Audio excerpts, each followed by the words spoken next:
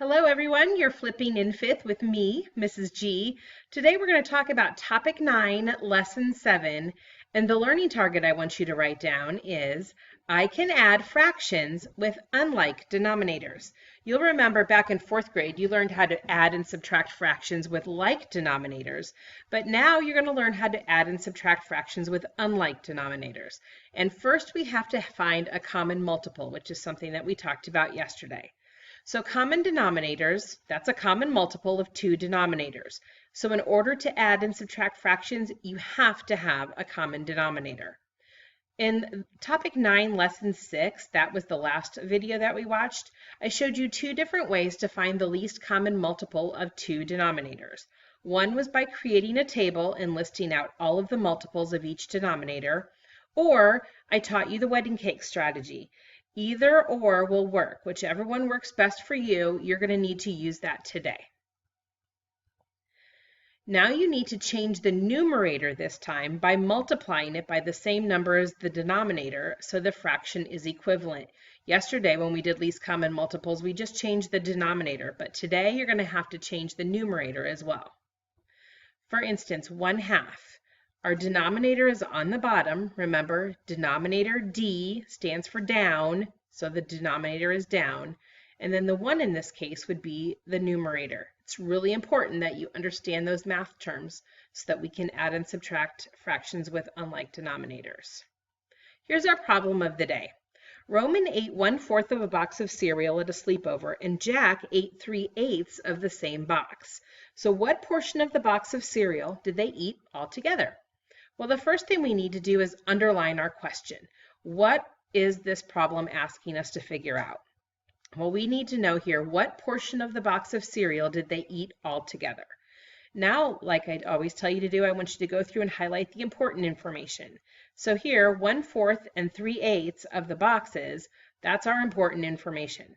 But now we need to figure out what is our operation. And if you look at all together, those words are a clue that tell us we are going to what? Add, subtract, multiply, or divide.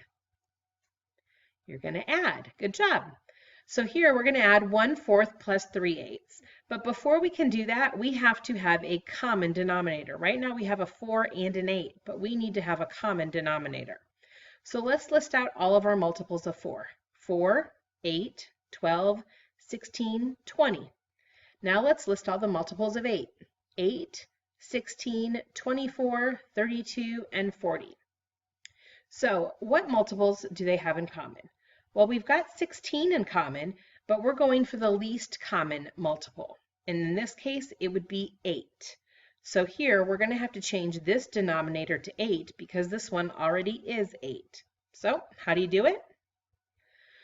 Well, we think about what did we do to the 4 to get to 8? Well, we multiplied it by 2, and so whatever we do to the denominator, we also have to do to the numerator. Remember, if I give Morgan a piece of candy and I don't give Caden a piece of candy, then he'll throw a temper tantrum and it won't be pretty. Whatever I do to Morgan, I need to do to Caden. So I'm going to multiply the 1 by 2, and that gives me 2. So now 2/8 is an equivalent fraction to 1/4, but now we can add it to 3/8 because it has a common denominator. So 2/8 plus 3/8 is 5/8. Seems pretty easy, right? Okay, well, let's go ahead and try this one. We need to find the common denominator for 2/8 and 12/20. So I'm going to make my table for 8 and 20 and list all the multiples of 8 and all the multiples of 20, and then find the least multiple that they have in common. In this case, it would be 40.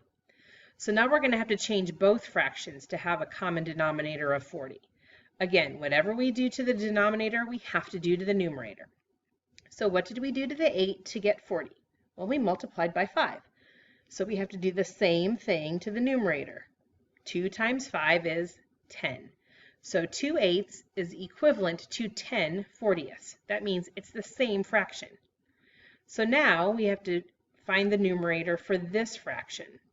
What did we do to the 20 to get 40? We multiplied it by 2. So we have to do the same thing to the numerator. So 12 times 2 is 24. Now can we add them? We can, because now we have a common denominator. So 10/40 plus 24/40 equals 34/40. But we're not quite done. We need to simplify. Remember a couple of topics ago we talked about simplifying fractions and how we always need to list our fractions in the most simplified way. That means the smallest way.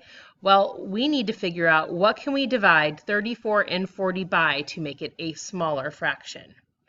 Well, they're both even numbers, so anytime we have even numbers as the numerator and the denominator, we can always divide it by 2. So 40 divided by 2 equals 20, and 34 divided by 2 equals 17. Now 17/20 is the most simplified fraction. So here are tonight's practice problems. I want you to find the least common denominator and then add, and remember to simplify if it's necessary. Go ahead and stop the video now, do the practice problems, and come back and check your answers. Coming back in 5, 4, 3, 2, 1. Here are the answers for tonight's practice problems. The answer to number 1 is 8/9. The answer to number 2 is 23/24. The answer to number 3 is 19/24. The answer to number 4 is 15/16. And the answer to number 5 is 3/4. Make sure you checked your work and you wrote how many you got correct. Be honest, this is not for a grade, but be sure to also honestly fill out that self-reflection. Could you teach a friend, or are you still confused? And then, of course, fill in the space with any questions you still have. I hope you have a great night, and I look forward to working with you more on adding fractions and finding common denominators tomorrow in class. Bye-bye.